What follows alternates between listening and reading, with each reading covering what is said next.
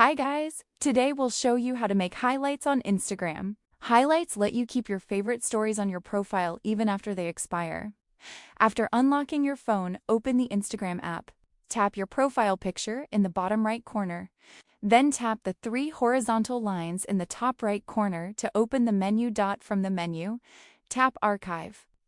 At the top of the screen, if Posts Archive is selected, tap it and switch to Stories Archive. Browse your archived stories and tap the one you want to add to your highlights. Tap the highlight option at the bottom of the screen, then tap New to create a new highlight collection.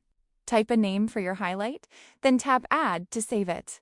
Your selected story will be added to the new highlight. Tap View on Profile to confirm that your new highlight appears on your Instagram profile, where anyone who visits your profile can see it. And that's how you can easily make highlights on Instagram step by step.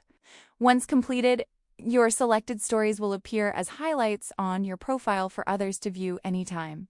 If this helped you, make sure to subscribe and comment for more simple tutorials.